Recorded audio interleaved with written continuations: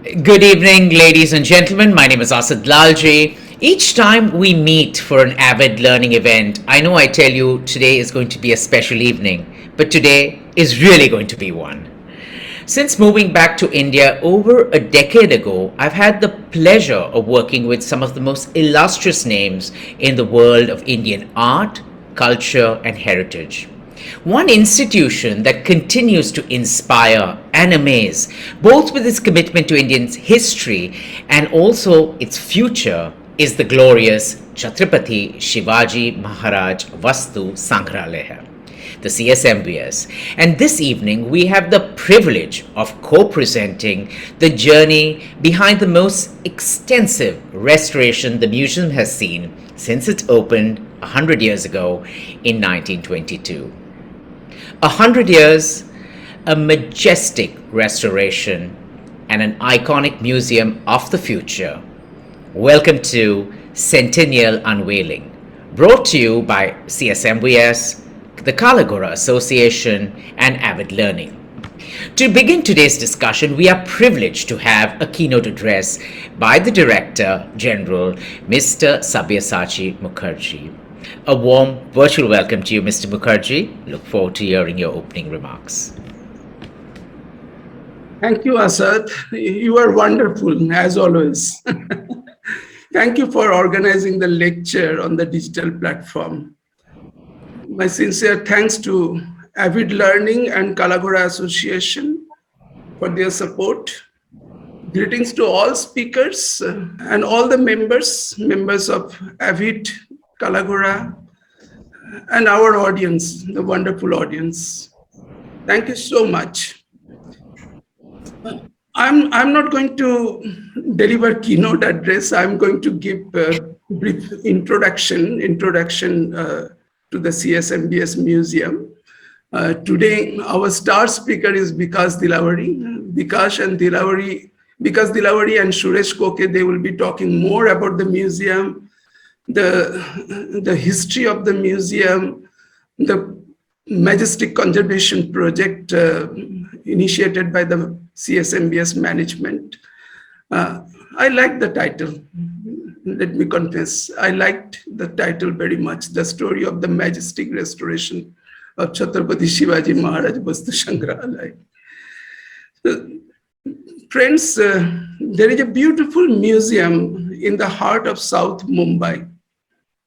It was built to commemorate the visit of the Prince of Wales in 1905, and the museum was named Prince of Wales Museum of Western India. The beautiful building was designed by a Scottish architect, George Whitted, in 1909. Whitted designed many buildings in the city. Many of you know Gate of India was designed by Whitted. The building across the road, NGMA, National Science Center, was also designed by Whitted. The Bombay House was designed by Whitted, and practically almost all the buildings at Ballard Pier was designed by Whitted, George Whitted.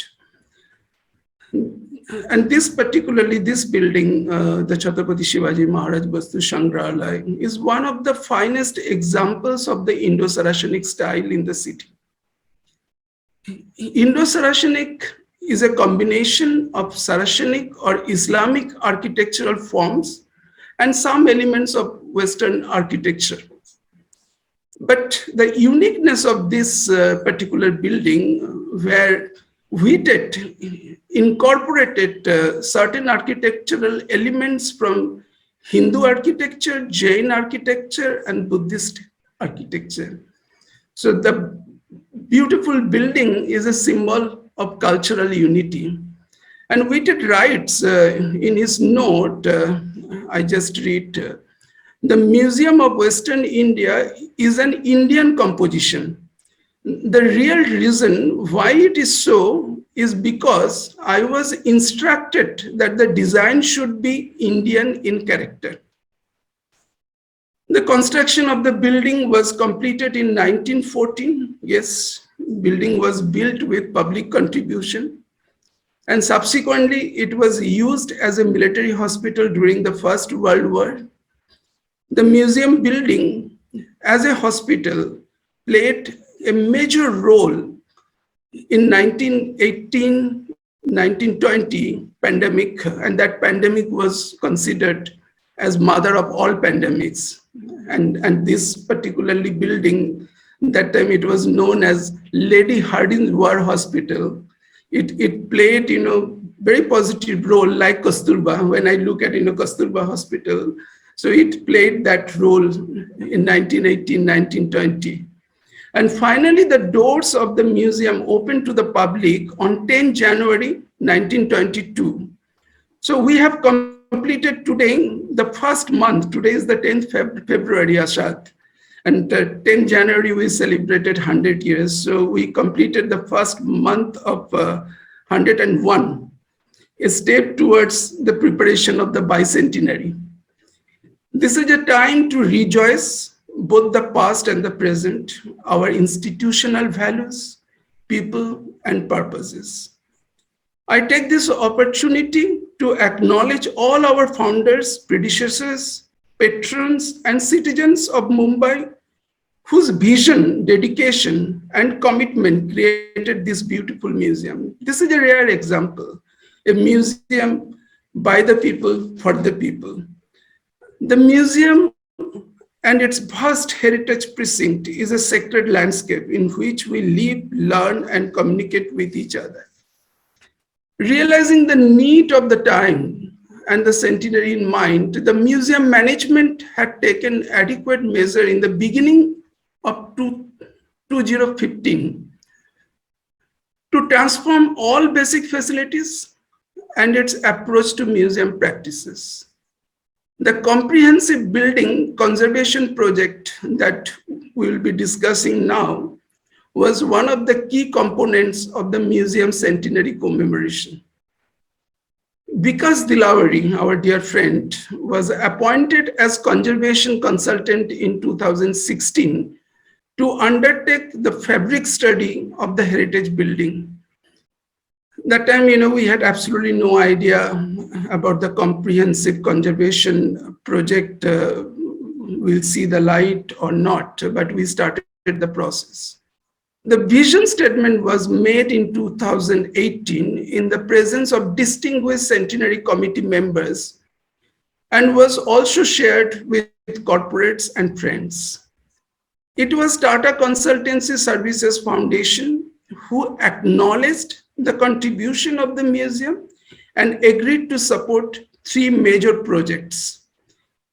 A, comprehensive building conservation and restoration. B, digitization of museum archives and collections.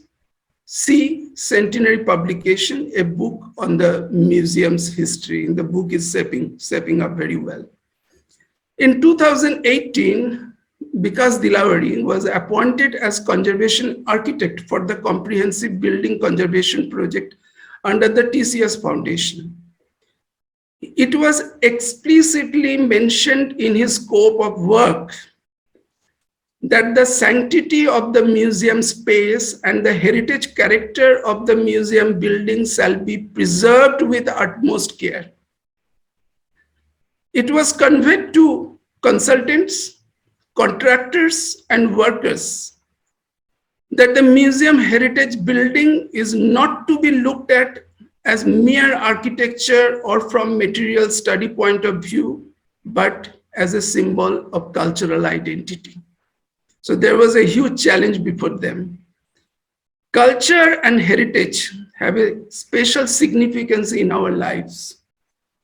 It has been truthfully said that the next generation is going to judge by not what we have preserved, but what we have destroyed either negligently or deliberately. The actual building conservation work started in September 2019. Nobody had anticipated a pandemic then. Work started, everything was okay. The entire project was divided in three phases that Vikas will be talking about. But all of a sudden, towards the end of March 2020, work was stopped due to the pandemic lockdown. Workers, everyone disappeared all of a sudden. So the next 6 to 8 months were a nightmare for the resident staff, particularly because we were living in the campus. And one by one, staff started falling sick, and a part of the building was exposed. Monsoon was around the corner, and we were all worried about, the collection. So there were two major challenges then: safety and security of 70,000 antiquities and art objects. That how do we protect them? And the extension part, we opened up certain portion for repair, recasting, and that was exposed. And there was no certainty that pandemic will end, workers will come back and work will start. So we suffered for almost 6 to 8 months. And then the second challenge, managing the project under innumerable restrictions during the pandemic, that you are supposed to provide accommodation within the campus. If you want to start the work, you have to take permission from BMC, you have to take permission from the health department, you have to do RT-PCR every day, every 3 days, every 3 days or 72 hours, something, that was the part of SOP. And all the documents you have to preserve. If there is any inspection from the BMC or health department, you have to show, otherwise you will be penalized. So it was terrible. And we started identifying certain areas that how we can manage within the given situation. I think Bikash can show some of the slides and he can explain better. Even he was also unwell for some time. As work progressed, we all realized the importance of architectural lighting. It was a very kind and clever act on the part of Vikash to involve Suresh Koke in this project. We were talking about the lighting, we are restoring the building. We need some good lighting consultant to enhance the beauty of the building. And then he recommended Suresh, and we got in touch with Suresh, and Suresh came all the way from Pune and got involved 110%. And today when you see the building, you appreciate. But the lighting designing, the whole design, when I look at, never confronted or contested with the architecture. But Suresh presented the whole design as complementary. So the conservation and the lighting actually enhance the beauty of the building.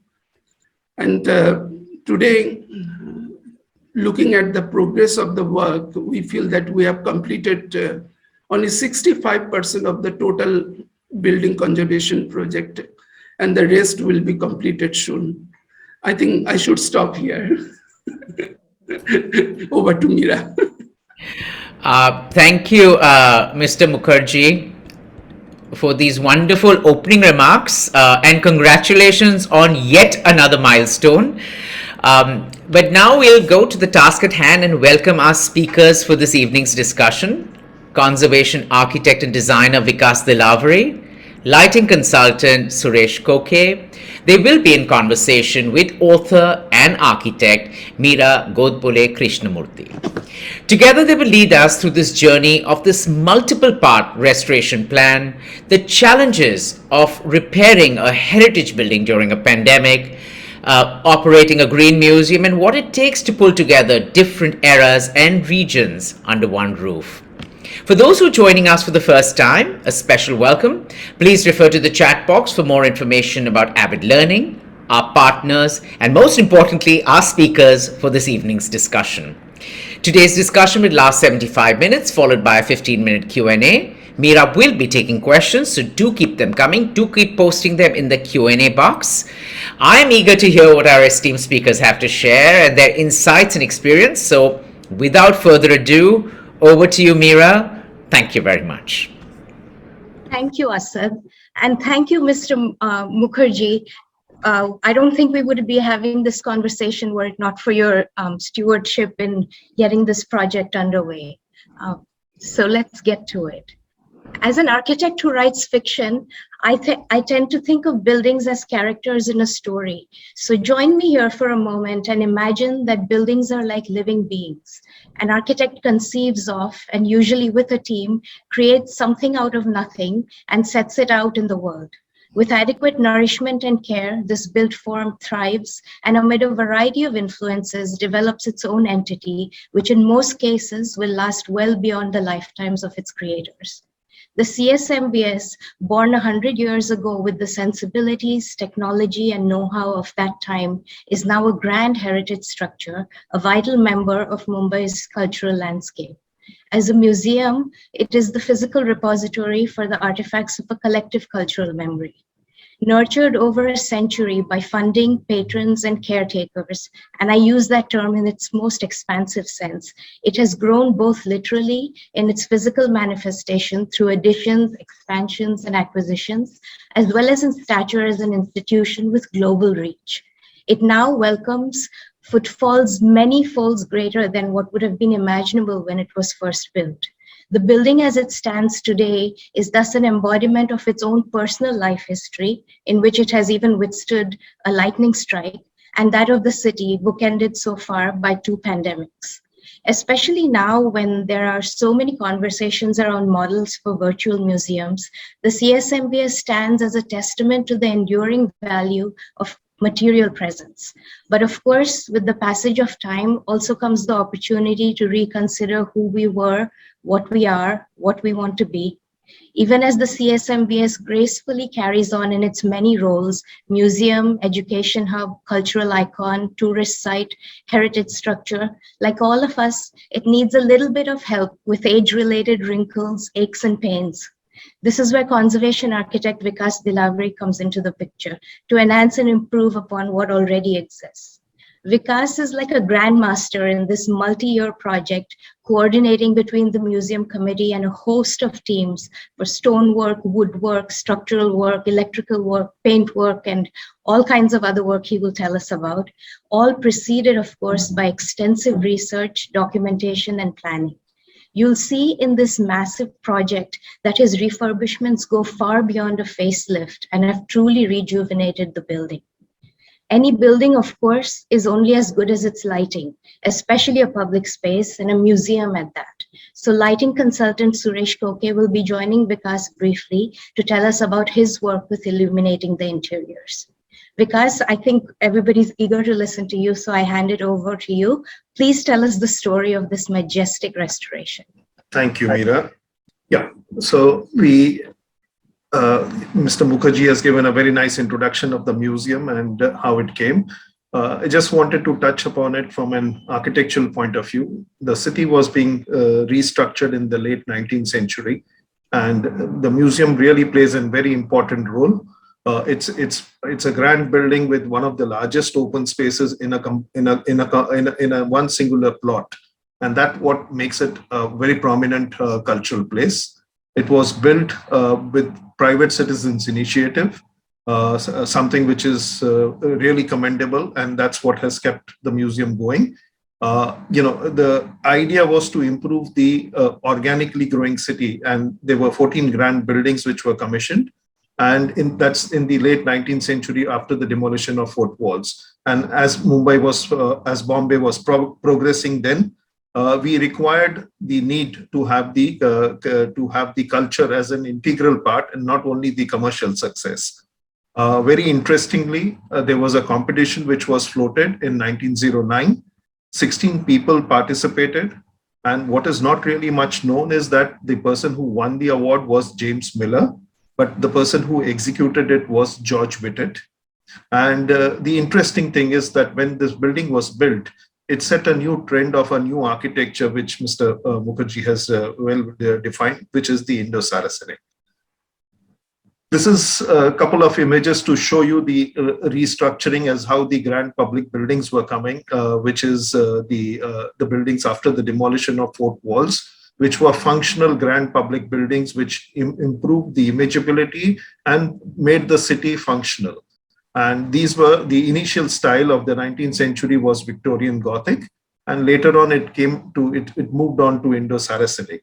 This whole ensemble now is the World Heritage Site. And this is a proud moment where the Prince of Wales Museum is also an integral part of this heritage ensemble. This is an interesting photograph when the museum was not built. A large area, the crescent site, was given to the city. And as Mr. Mukherjee mentioned, the building was constructed with public-private partnership. And you can see this, the present site, where you don't have the Institute of Science, but you can see the David Sassoon Library, Army Navy building. So it looks different. And as I mentioned to you, the shift from Victorian Gothic of the 19th century to Indo-Saracenic, and then later on the Art Deco which comes in. And you can see the shift from towers and spires to domes.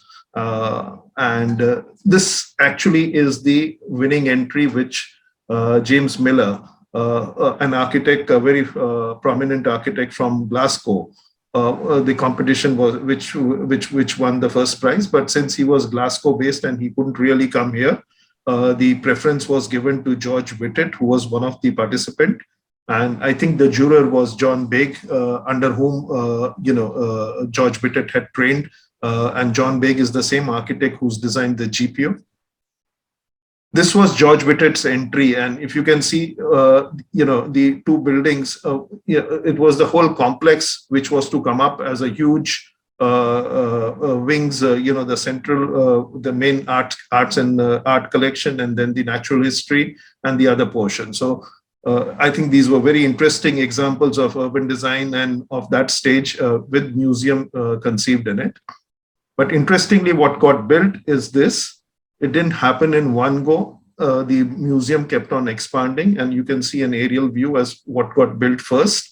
The photograph on the left is 1960s. You can see the Jahangir Art Gallery has just been done. The Bombay Natural History Society building is not there, but the museum extension is there. Now, when it comes to construction, it is really, we all know that the dome was in RCC, but no one knows how the RCC was placed and constructed. There were no drawings.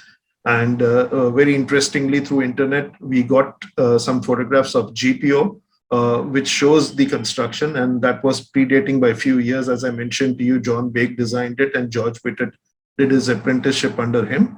So this was the dome on the left-hand side. What you see is a ribbed steel dome, and on it was a weld mesh. Very fortunately, I got an kind of a advertisement which was there, which showed the use of the expanded metal mesh, which was what was very much in fashion at that time, used for the Prince of Wales Museum. So we had an idea, because one of the most important thing, as Mr. Mukherjee mentioned, was that the dome was a very crucial part, because 100 years a lifespan, and especially in concrete, you have to be very extremely careful.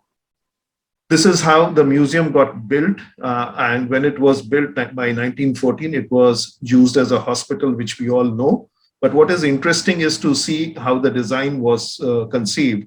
You can see the open verandas. You can see a very large open void here, which actually allowed the air to come in and go into the domes and get ventilated above from the dome drum. So it was a very cleverly designed building where ventilation, natural light, all was given a thought, and the landscape played a very important role, because you never get such a large open space. I think that's it's a very complementary thing of the open space with the building, like a statue and a pedestal. I think this is what makes the museum a very unique building and a complex. These were the original architect's drawing. We were fortunate that the museum had a very good collection of the drawings, but we didn't have the detailed structural drawings.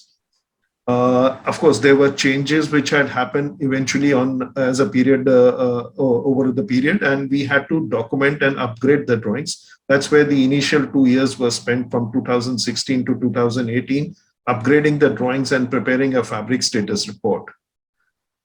This is a very interesting sketch that in 10 years of time, when the museum was opened from 22 to 1932, they realized that they have to expand, because that's how they had conceived the museum originally. And Gregson, Batley and King apparently was chosen, and that's the sketch of Gregson, Batley and King. And if you can see on the from the drawing, there was this is what two identical wings were proposed, what you see in black and what you can see the image here. But very interestingly, what gets built is the dotted lines, which is here, which I'll show you through the next slide. So something which was marked for the future expansion actually gets built first. We don't know the reasons. I'm sure Mr. Mukherjee is researching on the book and he'll have more interesting answers. But here the BNHS building is not existing. And if you can see, this is initially it was a ground story structure, which became ground plus one, and then eventually ground plus two. So a lot of time was spent on understanding chronologically how the development had happened, both in terms of the complex and also in terms of vertical interventions. So there are some important dates which are mentioned here. 1930 is where the extension happens. 1950s, 52 to be precise, Jahangir Art Gallery, designed by Vanu Bhutta and Durga Vajpayee. It's a very intelligent, one of my most favorite building of Indian modernism, which respects the past and when there was no conservation being talked about at that time. Then we had an old children's center, which was demolished and has been designed by Rahul Mehrotra now, which is there. And the extensions of the NX happened in the period of 71. And that's the time when the dome was repaired and granited, which I'll talk about. And very interestingly, during the Bangladesh war, there was a large underground safety water tank, which was built also. These are things which are not really known to the public, but yes, there is an information plaque which is there. And of course, the extensions of 2000, where the NX has an extra veranda added, and you have a new children's museum, which all complements the entire site. Now, similarly, a lot of time was spent on understanding the interventions, because museum always needed to expand. And, the large double height spaces was the only thing where they could construct the mezzanines. So a major repair was undertaken in 1956, where a lot of slab were added, which you can see here on these portions. Where above the Kumaraswamy Hall, above the sculpture gallery, to create additional spaces. So all the interventions were studied. The skylight also was changed from a glass roof skylight to a kind of a concrete skylight with clear story windows on the top. So these were some of the interventions which were carried out and which we had to understand and acknowledge, especially in conservation, because very clever extensions of one full floor, and you will not be able to identify how that floor has been extended. So the building had been repaired 10 years ago, and every building requires periodic maintenance. So that's where we started, and these were some of the this thing that it was functioning, but there were certain areas which required attention. Cleaning was one thing, pointing was another thing, and some leakages here and there. And overall, we decided that we'll divide the work, which we'll talk about in next slides. There were certain areas where the waterproofing had given away and there was leakages, which was not good for the museum because there was European art storage below. So these were addressed in all the repairs which we've carried out. The color scheme and, when we went inside, the approach initially was to do things, whatever was accessible. So you did have a disconnect that it was not a cohesive scheme overall. So when you went in, on the ground floor, we found a different color scheme. On the dome, we found another different color scheme. And absence of good lighting. It was all different lighting because whenever something was done, it was done in a particular period and a phase. There was a lack of opportunity to address this comprehensively, which we got now.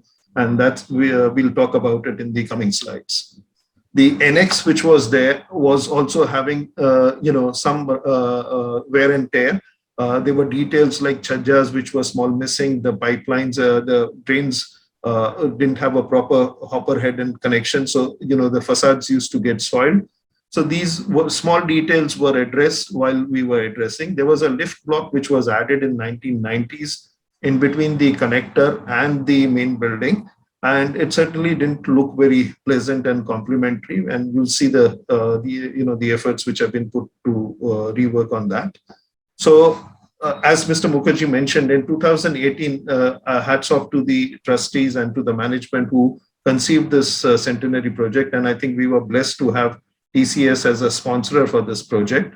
The first phase, what we wanted to do was to just attend to all the facades, because that wouldn't disturb the functioning of the museum. And we had targeted it from 2019 to 2020. But suddenly you had the lockdown, so our schedules went haywire. We had sleepless nights because the waterproofing was open. We'll talk about that in the coming slides. The phase two, what we had conceived was that we'll do the internal repairs of the museum, in certain galleries, one at one time. And the schedule was June 2020 to December 2021. And we did carry out a lot of work when the lockdown was there, taking advantage of the lockdown, but in very difficult circumstances, which Mr. Mukherjee has already mentioned. And the third phase was the dome repairs, both internal and external. Fortunately for us, when the scaffolding was erected on both the external and internal, we found that the repairs which were done in 1970s by engineer Bode have really lasted very well, and the dome is still in a very good condition because of the graniting which was done. And then there was another repairs which were undertaken in 93.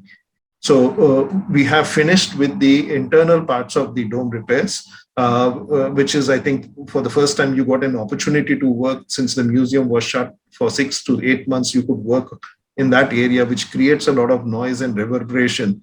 But that was an added advantage which we could take in this pandemic which was there. The other part was the lift, staircase, and connectors. Since these were not being used, we managed to, although it was kept for a later phase, we managed to do a lot now in this period. And we've addressed the compound walls also. The landscaping is left. And what is left is the interior repairs of the second floor and the annex building, which will be undertaken in the next couple of months and within a year's time. Now, whenever we start any conservation, the most important thing is the scaffolding, and something which gets neglected, because if you have a good scaffolding and if the worker can comfortably work, then you tend to get good workmanship. So as Mr. Mukherjee had mentioned, no compromises. It is an important building. So we carried out all these works under such instructions and with that intent.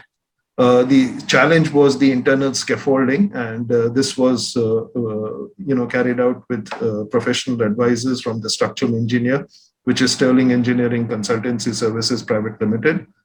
And this is how a very complicated scaffolding was erected to study the dome first, to do all the study which took 4 to 5 months, all the non-destructive tests, certain opening up of areas was done, and then we could come to our conclusions. And this is some examples, and you can see the reinforcement condition is very good, and so were the NDT test results. Now, something interesting was, this is a very, from an academic point of view, this is a very interesting slide. On your left is what George Whitted had initially proposed. And if you can see from the dome, they were inclined members or pilasters. This is basically steel columns which are going. And you had brackets which were located here. Now, we really don't know whether this got executed or not. But when the graniting was done after the lightning had hit, there's a 2 inches of graniting on the top and there's a 2 inches of graniting from below. A lot of these details had to go because they had to anchor a beam here and they had to anchor a beam outside. So what was done was a POP moldings were put here, which are these flowers, and the design completely changed from the brackets which were coming out. You started getting actually a recessed area, and if you can see, these details have disappeared. And this is how the museum was. And this is what we could study and analyze only with the help of a good scaffolding and comparing the old drawings and then coming to a conclusion.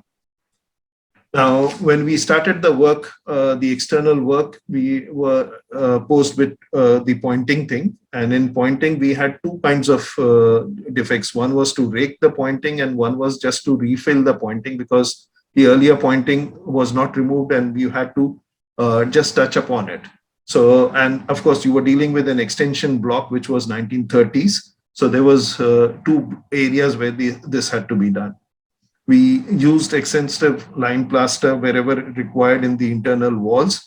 Fortunately, very minimal walls were damaged, and this is where the lime plaster was used. There was bulging tiles in the building, which is because of a conduit which was there. Fortunately, and touch wood, after 100 years, not a single structural crack was seen. So you can compliment the original architect for designing such a beautiful building. Of course, there were certain wear and tear, and certain elements were missing and were this thing. So you had to carve out new, in new stone, basalt stone, we had to carve out the details which were missing. We had to do some kind of repairs which were essential, because the ferrous dowels which were used had caused the cracks. We preferred not to do the dentistry repairs, but to do a full repair. The cleaning had to be carried out because a lot of the minarets were darkened, and we were fortunate to have the conservators working and advising us also. So that is an advantage of being in a museum. The 1960s had used Crete plaster, which was very common, and that's how we again came to that.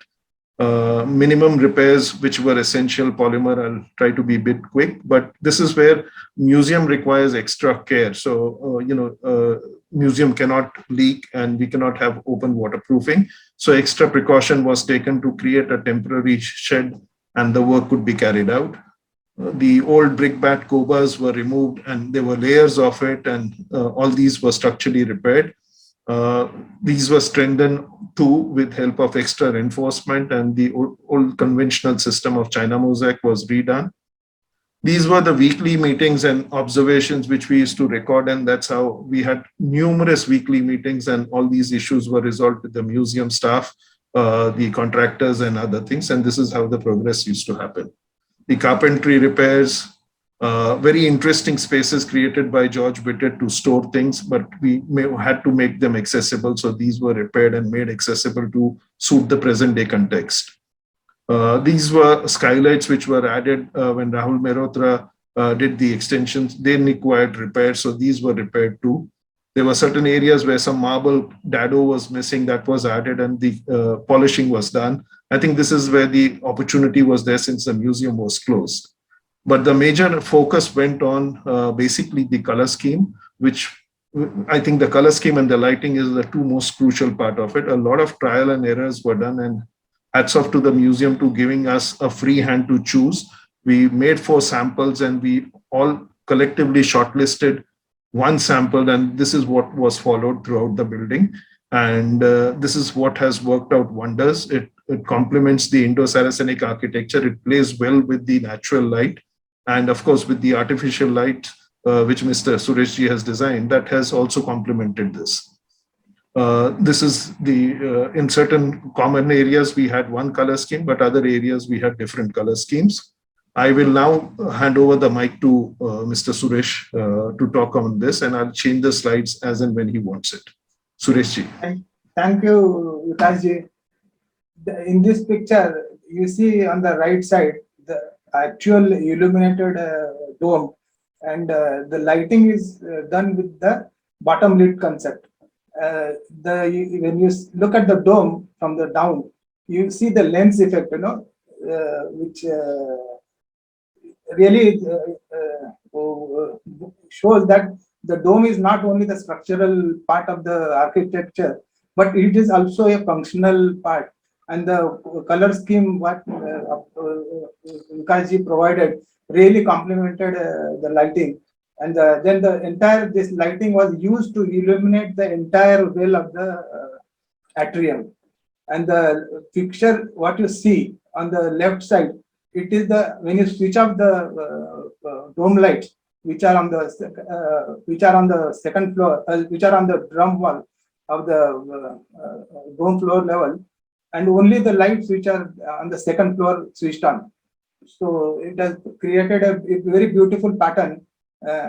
And then you see how we have designed, how the lighting simulation was done. The left ones you see the top row, these are done with the dialect software, which was as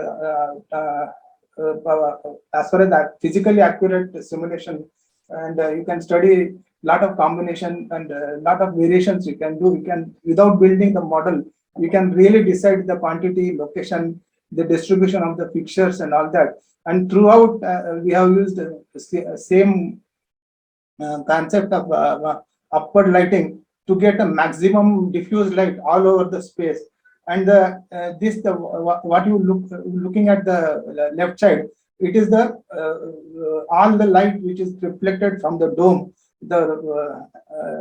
And it is entirely corner to corner. You see there is no loss of visibility, and as well as this is a perfect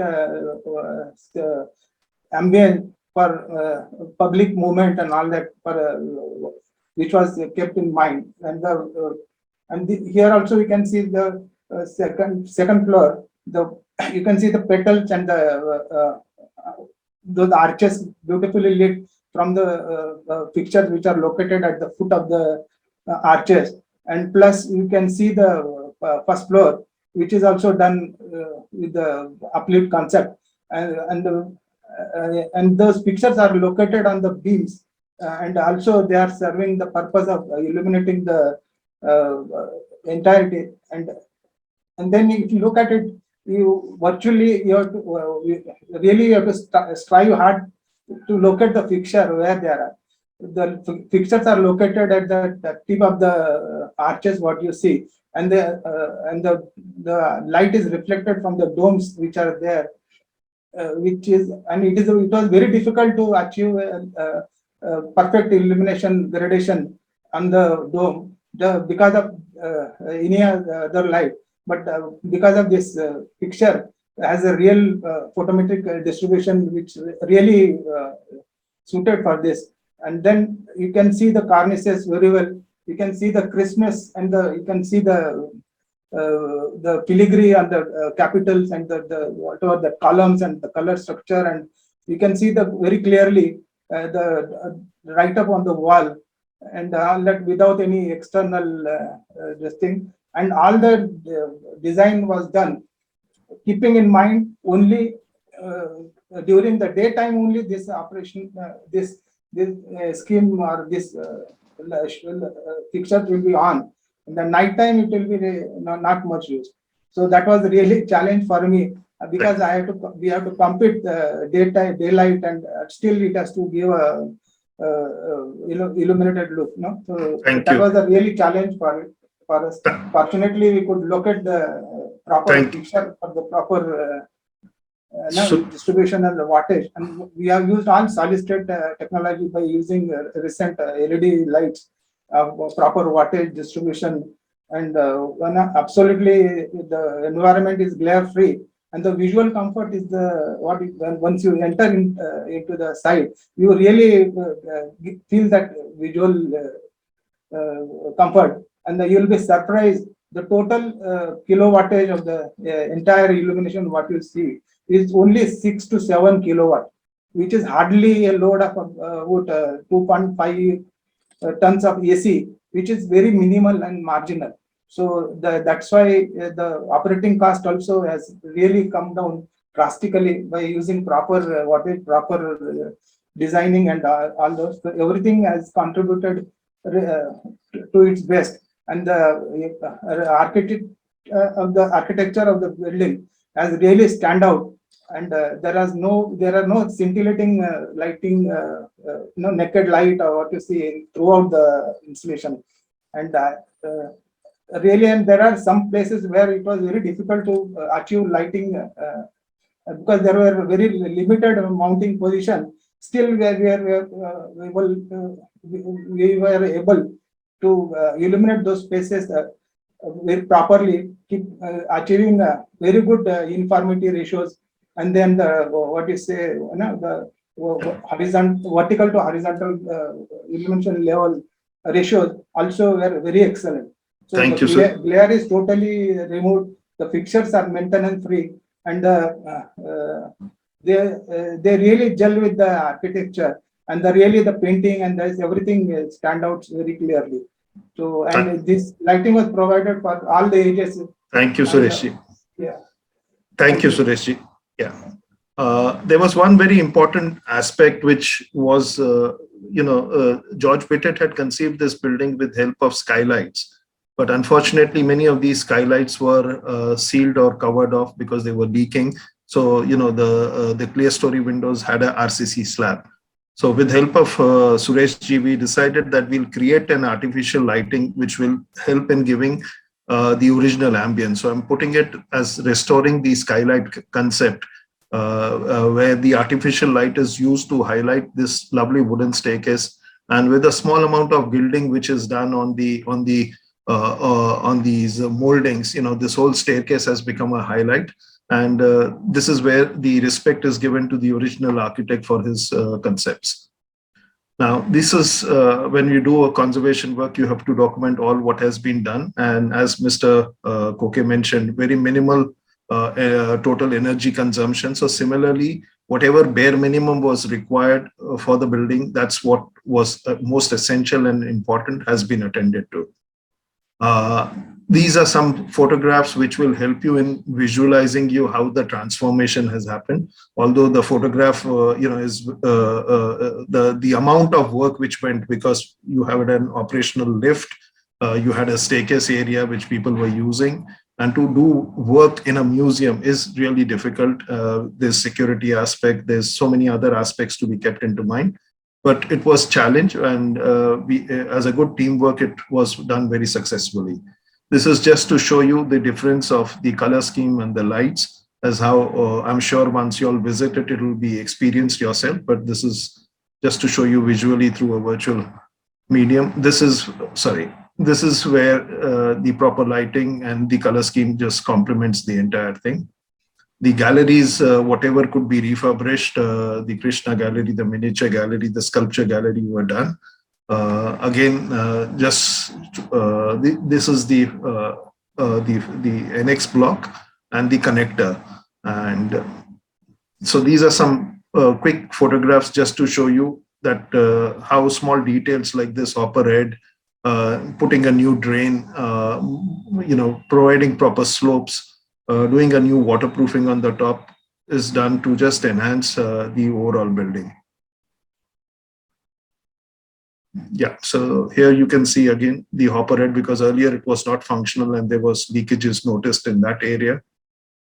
Now, this is the beautiful staircase which was there but went unnoticed. But once you highlight it, once you open up the window and it is augmented, it really becomes a focal point. And these are works as late as 1960s, or that's the NX block. Yes, once. Yeah, sorry. Yeah, this is the beautiful helical staircase. As I said to you, there were reasons for adding these things, because when top floor was added, they decided that the load could not be taken from this, so they added external columns. These had to be repaired. We intend in future, if this lift machine room can be removed and the staircase can be added, that's a future thinking, but these were some ideas which were discussed. This is how there was an old cafeteria here which has been removed and we've restored back to the original surface. The cafeteria will shift elsewhere. And this is the new chhajas which have been casted, which were essential. And this is how the front facade has been done, except for the dome, which will be addressed, which by and large looks to be in a good condition, requiring localized repair, which will be undertaken in the coming few months. Sorry. Yeah, this is very interesting what Mr. Mukherjee was mentioning, some Hindu elements being used. You can see an inverted swastika, a trident, and other details which otherwise were not seen and noticed, but now are easily visible and forms an interesting part of the building architecture. The entrance lobby and with proper lighting, and now you don't have, the lighting was done in such a discrete manner with casing, caping and other things, so that most of the redundant lightings were removed and we are relying now on these ambient lightings.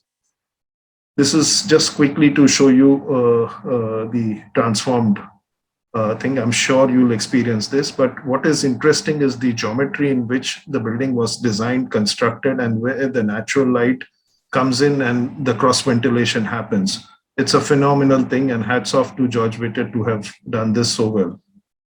These are the recently renovated sculpture gallery, and some other areas like the veranda, the Krishna Gallery, and the curator's office, which have been completely updone, refurbished structurally as well as with interiors.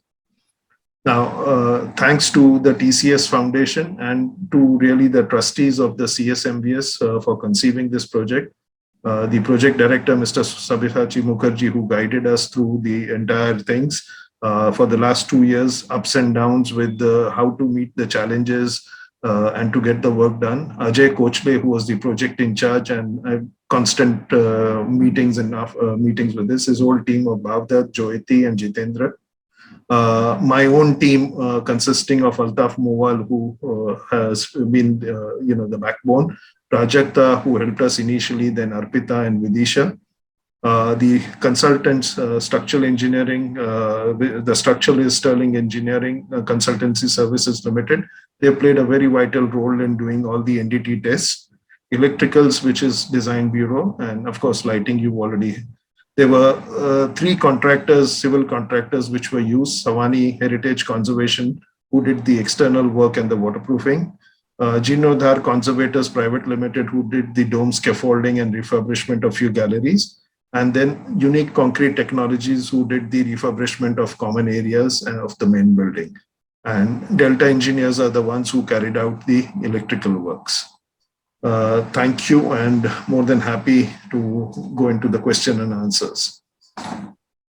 Thank you, Vikas, and thank you, Sureshji. That was an absolutely excellent presentation. As you can imagine, we already have a host of questions coming in, but let's just start with what's really striking about your presentation, Vikas, is that one realizes that there really is no one original to go back to, and you've really had to sift through layers of building and layers of interventions and additions to decide really what was the intention of the builder at the time, what was the building wisdom at that time, and then to use current practices and even current aesthetic norms to create a dialogue between past and present. Could you speak a little bit about how that process has been and how one really brings a building into the present when it's clearly a building of the past, but it's also it's an evolving building in continuous use, unlike, say, the Flora Fountain that you also restored? Yeah, so here I think the museum, as Mr. Mukherjee mentioned, the museum was always very sensitive to all the additions which were done. So if you really look back right from the first interventions of 1956, when certain double height spaces were added, a floor was added, and even a floor like the director's office has been added. But if you, to a naked eye, no one will come to know it's been added. It's only when you do the research and when you understand different materials have been used and when you analyze it with archival drawings, you can understand it. So the museum has been sensitive that they have used the best of the skills and resources. And of course, being a museum, they had to be extremely sensitive. Even the extension which was done by Gregson, Batley and King, again, that was catching the same kind of architecture language. Now, even the repairs which were carried out by engineer Bode, he had intervened, and as I mentioned to you, a lot of original details would have been lost in the dome. But what we inherited from 1970s, now my target was to make it and blend it to the best of the character of the Indo-Saracenic, which will go with the entire building. So you have to respect the earlier creations because there are some things which you can't go back to the past. The structural repairs were very well carried out and you had to retain it and keep it today. That's right. Mr. Sureshji, I'm going to just, if I may, I'm going to recap a little bit of, I know there were some things you wanted to talk about, but you were not able to. We usually think of lighting at night or, of lighting darkness. So I think you were initially, you said you were a little bit taken aback because the museum's brief was to light interior spaces during daytime when the museum is open. And then you had the added requirement from Vikas that says don't mess with the structure of my building and be as minimal as possible. So you've really had to work in sort of a very subtle and minimalistic way, so that you bring out not only the large spaces like the dome, which in itself you said is also acting as a reflective surface, but also the little, I also highlight the decoration on the capitals of the columns, for example, or the gilding that's done in the stairwells. And in fact, the subtlety and minimalism of your lighting is so good that we have a question here that asks, is it daylight lighting or is it white light? So they can't even tell whether it's, so would you like to speak a little bit about the challenges of picking the right fixtures even? Yeah, I can tell you the biggest challenge for me was to locate the where I will mount the fixture. You understand? So yes. The only part, see, I cannot have anything on the ceiling which will directly throw the light on the ground or something, no? The only possible place was the horizontal beams which are running on the ceiling level, and the clearance between the ceiling and the beam is hardly about some 1 foot or something, my mistaken. So I had only that offset of only 1 foot. Yeah. So I have to really struggle hard to locate a product which will fit into this space and which will give a uniform gradation from one end to other end, and same time it will reflect the entire light onto the place where it is required. And also I was very much told or instructed very categorically that my lighting should not highlight the vertical walls, because those are reserved for the objects to be displayed. So that also added me another challenge. So I really he mentioned, or Vikash mentioned, he had some sleepless nights, no? So the same this thing I also gone through, and after giving long thought, then suddenly I came across this product, that product from the Airco, then Csmbs and all that, which really fitted Vikas's expectation, no? So they are totally layer free and totally shielded, and with the minimum input of power, and also they have to take, they should not thermally damage the all the very fragile objects which will be displayed. And that's right. UV lights, UV content has to be well controlled.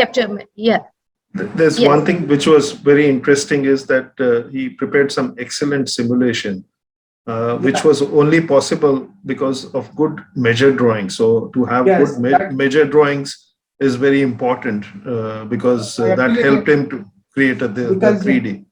Because he really provided me the full bunch of this thing, and literally, you know, for me, without taking a single measurement at the site, I was able to do a physically accurate simulation, and that thanks for Vikashji. It's museum's property, but the interesting thing is his simulation and what was executed really matched, and that's where that's that is the strength of the software. That is the strength of the product and everybody's teamwork. It is the product of the really. I will. That's right. It's really, yes, it's really clear that it's a huge team effort. I think that we have one question here that perhaps is for Mr. Mukherjee. It says, the museum has seen a few facelifts and renovations in recent times. What was the reason behind a restoration project of such magnitude? I don't know if Mr. Mukherjee would like to answer that. Yes. See, any heritage building, it's not Csmbs alone, needs heritage conservation attention. According to me, every 10 to 15 years, that you have to, you have to conserve the building. I'm not saying any major intervention, but the conservation. You study the building from conservation point of view. You do the structural audit. Unfortunately, in most of the heritage buildings, if you survey, you will not find any structural audit report, and that's very sad. It has to be, mandatory. I think Mumbai Heritage Committee can take such decision, and that will help the architect. When you involve the architect, they come to know about the disease. The building is more like a human body. If something goes wrong within the body, you need to do the investigation. So once you do the investigation, you come to know many things, and then accordingly you take measure, preventive measure, some curative measure. So at least past 20-25 years, I'm looking at the trend at the Csmbs. Some kind of conservation intervention took place every 10 to 12 years. The last intervention was in 2008, and then this is the major conservation intervention in 2018. Yeah, I think it's all buildings need continuous upkeep and care and maintenance, and at some point it becomes a large enough project that it needs to be done at a scale where Vikas needs to be brought in with his teams. Vikas, there's a question for you. It says, Vikas, you once said Bombay was a city of spires and towers, and then it became a city of domes. Can you share the architectural importance of the museum's dome and the restoration work that you have carried out on it? It's a very interesting question. And as I said to you, I've been fortunate to work on basically the Gothic revival buildings in the past. But this was my first example to work on an Indo-Saracenic building. And being very frank, of course, we had the drawings, we measured the dome, whatever we could physically. But it's the erection of the scaffolding which made the difference. It's only when you erected the scaffolding, when you physically touched the dome and the surface, and you realize that it is about 111 feet or 110 feet, which is equivalent that an 11-story building can be placed inside, that you understand the grandeur of this building. And if you can see these sketches which the architect had participated, James Miller's sketch with the capital, the dome on the top, again was of a grand height. If you see George Whittett's sketches, these had smaller domes. But then eventually the GPO dome, which was built, I think this is refined par excellence in this building and very well maintained. And this is where the difference was. It was an engineering feat to get all these arches, pendentives and things in the right geometry, and being done 100 years ago.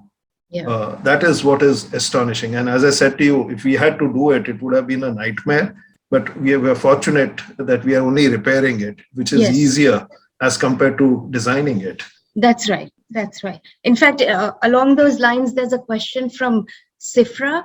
She says, Vikas, looking back at how the museum was structured, especially in terms of how the galleries are placed and the movement of people, will this differ greatly when planning a museum today?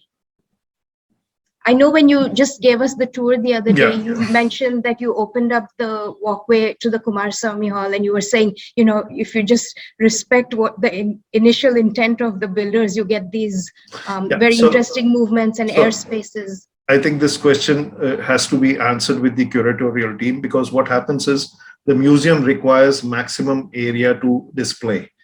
And now you'll realize that in 10 years' time, they realized that they had to do an extension. By 1932, they had planned an extension, and then the extension had to happen even vertically. Yeah. So space is always at a premium, and how best can you blend the two is, but I will leave this to Mr. Mukherjee to answer, because this is more of the curatorial part and the museum administration part. So the thing is, it has to blend with the architectural thing, which it has. Mr. Mukherjee. Space is a constraint. It is always, we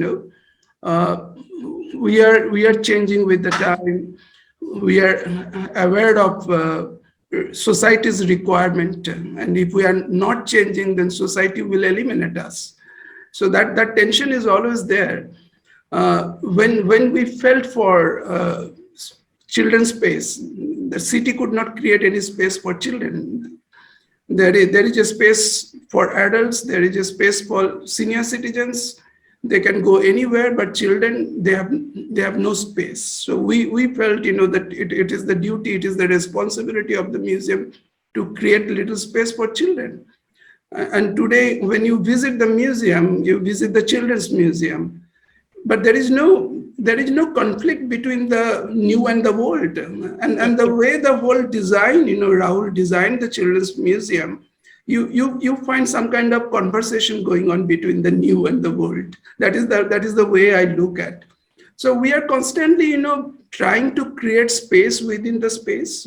This is a heritage building. We have to respect the space. And that I said, that this is a sacred space and we have to respect. We can't do anything without, without any background, any history or any knowledge. Then that's a distraction, and that is not permissible. That's right. Thank you. There's another question here that says the Csmbs is an autonomous body, unaided. Where is it gone? Unaided by the government. Does this make a restoration project easier or more difficult to accomplish? No, I don't think so.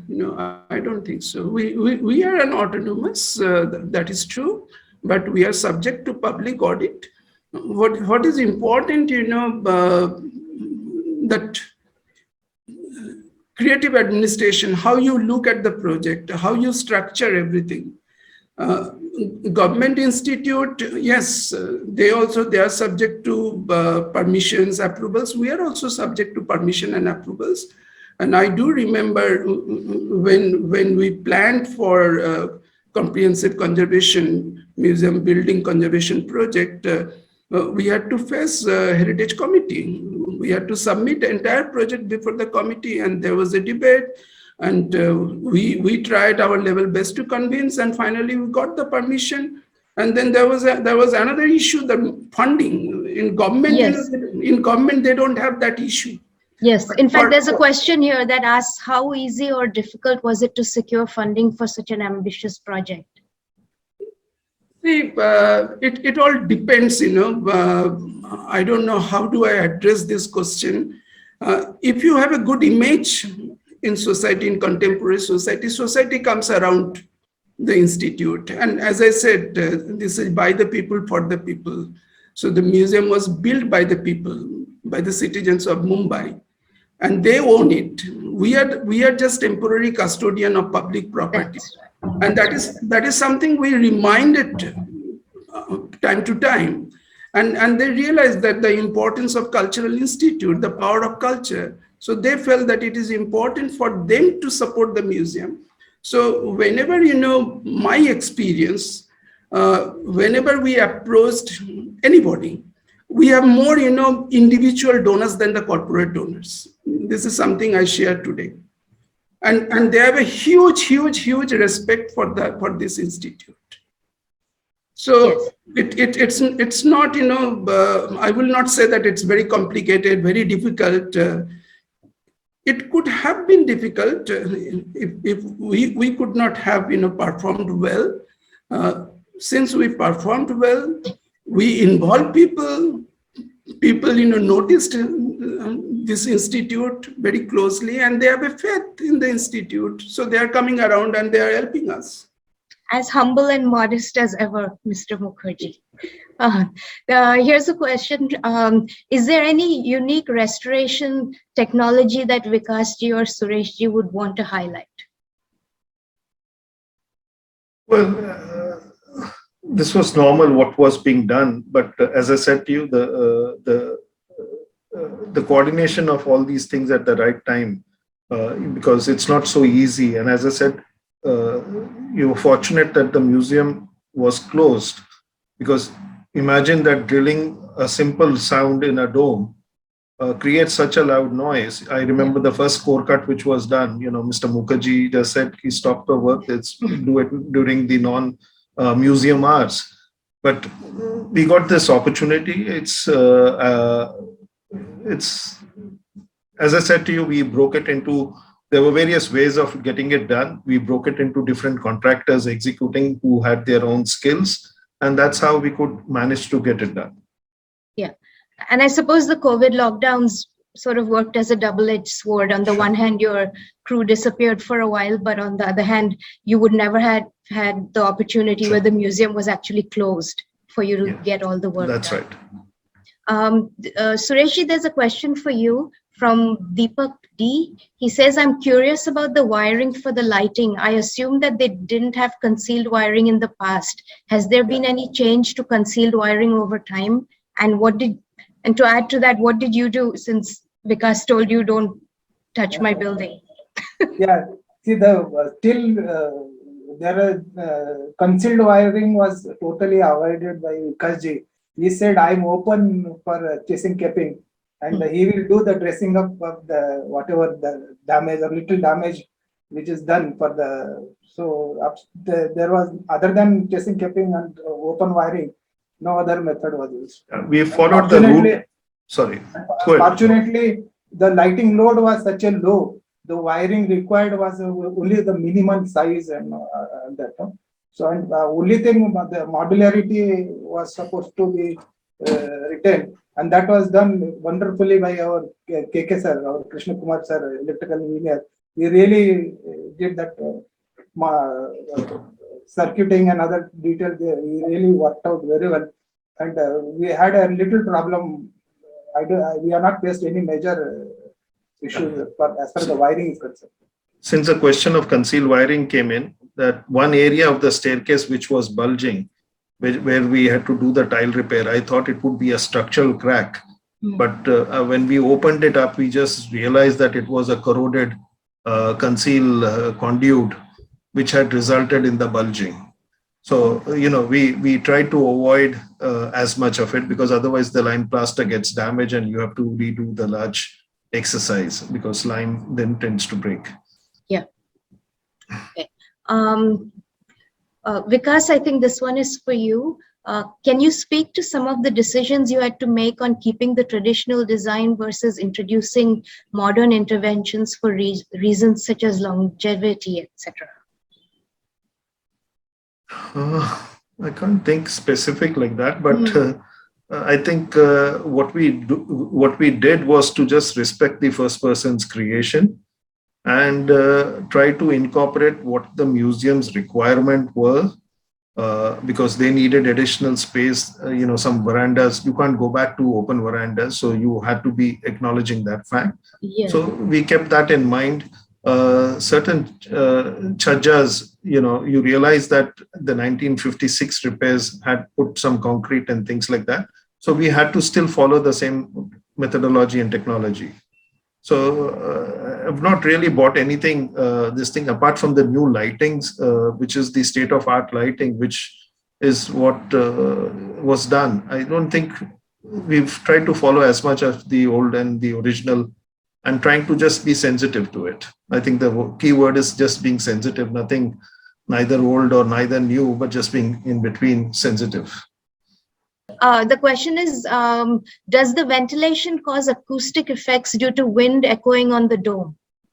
Yeah, I know you mentioned that it was, So let's put it logistically.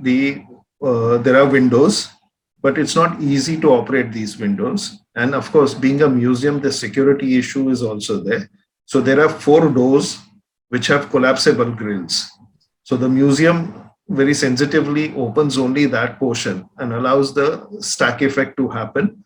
And that's what it is. So it doesn't create that large wind acoustic disturbances, but allows a good, actually the hot air rises up from here and goes out and exits from here. So that's how the cross ventilation is maintained. The void which I mentioned, where the arms and armory gallery is located, there are windows which still allows the breeze to come in. Yeah. And then there's a question that says, actually, there are two similar questions. A lot of people want to know, I'm going to read one that's articulated by Ryan Mama. It says, what's your favorite small and unnoticed detail that was highlighted or revealed by the restoration? I think the pendentives and the way the dome rests on it is just a picture postcard, the geometry, the execution, and we had to do very minimal.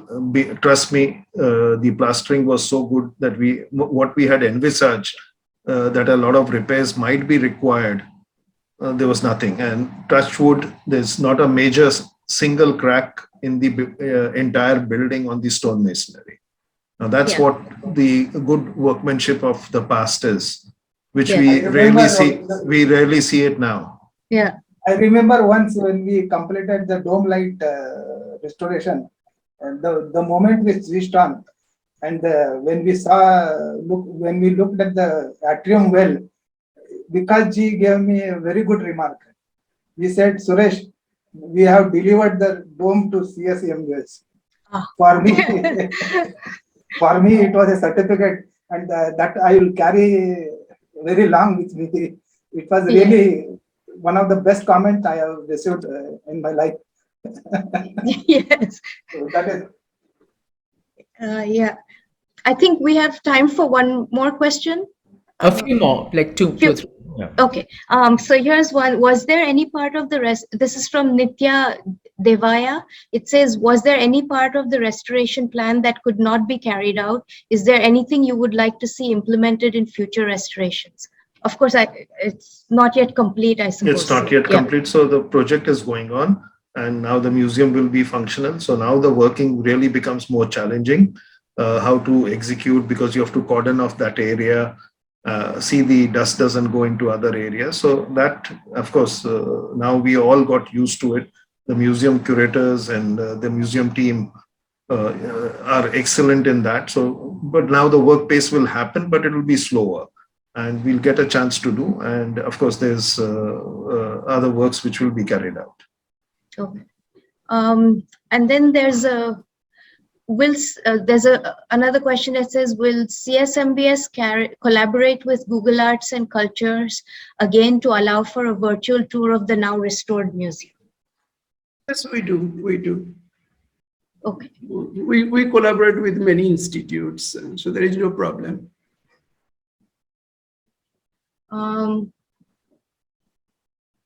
There are some more.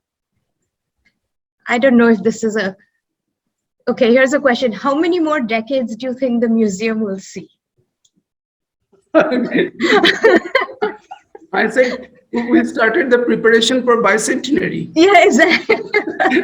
I did mention in the beginning. Yeah, that's right. Yeah. Yeah, we hope that it'll see many, many more such 100-year celebrations. Sure. Yeah. See, we have one biography. Museum has many biographies. Yes. We will go. Museum will stay. That's right. There's another question from Pratima Yadav that says, how difficult was it to comply to fire norms in an already and intricately designed building? But I suppose since this is a building in continuous use, that's never really been an issue. I mean, it's probably always been fire compliant. Absolutely. Absolutely. There is no question. And what do we do, I really don't know about other, heritage buildings. We do audit time to time. So fire audit, security audit, all that, museum management, after a gap of 4 years, 5 years, we carry out and we follow all the instructions of the experts. We involve many people. There are two questions on lighting. One says, since daylight is dynamic, whether you have considered that in I think there's still, your lighting is so subtle and beautiful that I think people continue to believe that they're looking at natural lighting. So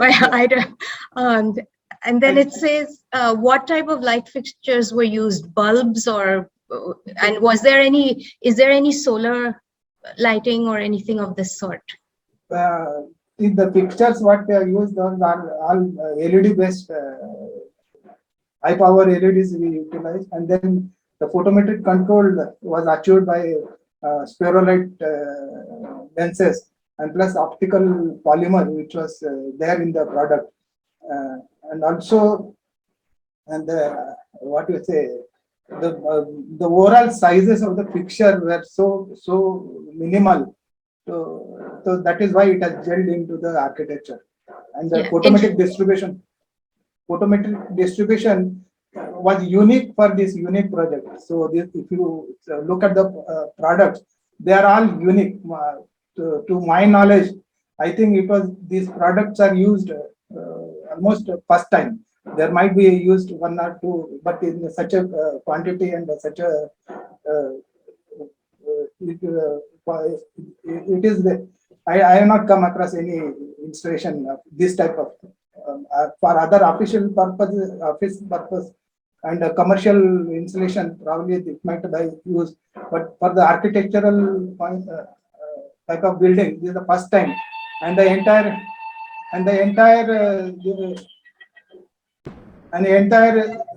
I'm sorry, I lost. And the entire lighting is done for the interior. Yes. And the geometry of the interior is such that only the light penetrates from the dome vertical windows which are there, which only most of the time does not contribute to the well of the lighting and plus the corners of the thing. So fortunately, the artificial lighting has helped, and the ambience is now created as if you entering into a daylight open area. That's right. So, and perfectly uniformly lit environment. Actually, you have to see yourself with your own eyes and enjoy the visual comfort of the space. Yes, one hopes that as things open up, everybody will be making a beeline for the museum and be informed by this talk and know what to look for. There's a question that says, we have no doubt this project will go down in history books. If you could, would you like to tell the future students of design 50 years from now about the importance of this restoration? I think we could also say about the importance of restoration. Yeah, it's very important first to maintain your properties, something which we find missing. Fortunately, this being a museum, it was well looked after. So it required, minimum intervention that way. So I just hope and wish and pray that many people who own heritage buildings can look after them. So maintain them well. And then restoration is something is to do the minimum intervention. Many a times we get carried away to do, to go beyond the kind of a minimum intervention. And that's where I think we do more harm than good. So these are the few things which one has to be careful. And the third most important is that you are respecting the original creator's creation. That's right. The egos have to be kept to bare minimum to respect the original person's creation. Yes, I think that. Yeah. I just want to add a line. This is a matter of concern in our country. Most of the institutes, heritage buildings, institutes, you don't see archives. So one architect comes, he carry out some work, and then after 10 years, you invite another architect. He or she comes and she does something. And then you look for some paper, some drawing, and then you find that the institute could not preserve them. So my suggestion, if institute can create a little space for institutional archive, we are fortunate, we created space for institutional archive. So things are preserved in the museum. So whatever Vikas is doing, after 50 years or 100 years, any drawing, any document, if anybody wants to refer, can come and refer, and that is so important. Yes. Yeah, it's very interesting. We did the entire NDT test of the dome at several things which went on for months, and in the end we found an original, Bode's drawing, which exactly concluded with what the analysis was, that how many inches was used concrete and this thing like that. So to have a good archive always helps. And what we should be doing is to hand over good as-built drawings. Yes. And as a manual, and which the museum is insisting also, which is really good. Yeah. Thank you. I think we're sort of running out of time, but I think it would be appropriate to say that, and I think this is Vikas's favorite adage too, that it is good not because it is old because it is good. And I think that a century from now, when none of us are around, as Mr. Mukherjee said, and the CSMVS celebrates its second centenary may it thrive with the memory of all the love and care that was bestowed upon it 100 years ago. I hand over to you, Asad. Thank you so much, Mr. Mukherjee, Vikas, Sureshji, and Meera, of course, for so skillfully moderating the session. And thank you for sharing so many fascinating news stories, perspectives of this grand edifice, which has always steered its own course and its destiny. I have to confess, so Meera and I and the Avid team have had a sneak peek. We went for a walkthrough with Vikas, the work he has done, and it is simply breathtaking. We've had over like 65 questions in this session. So I'm going to urge you all guys to just go back to the museum in numbers that are safe and by the norm, to actually experience this majestic restoration that has actually taken place. And if you can Vikas to chaperone you through this, it would, and Sureshji, it will be a bonus. I mean, that lighting is just something else. But thank you so much to our partners for this evening, the Chhatrapati Shivaji Maharaj Vastu Sangrahalaya, Jyoti and her team, the Kalagharo Association, Brinda Miller and her team. And lastly, to our audiences for tuning in such I think I would like to unofficially say this is a record-breaking numbers. We've had over like almost 600 people who've registered for this talk. I mean, most of the people called me and said, so I'll see you at the museum. I said, no, unfortunately, this is a virtual session. We will be back to in-person sessions at the museum really soon once Mr. Mukherjee gives us the green light. But on that note, we have many other interesting programs planned. We have cultural capitals, the future of India cities, Varanasi on the 17th. But what's interesting is on the 24th of Feb, in partnership with the CSMBS and the Kalagharo Association, we have a session called The Artist Eye, a journey of resilience and resurgence. Until then, just follow us, or as I'd like to say, stalk us on social media at Avid Learning or our website. And thank you once again for tuning in. It's been such a fantastic session. I mean, for me, this was a highlight to actually walk this whole session with Vikas and Meera and experience it, but now to even hear it, it makes it a dream come true. Thank you very much, and stay safe, stay healthy, and remember that learning never stops. Have a wonderful evening. Thank you very much, everyone. Thank you. Thank you. Thank you. Bye.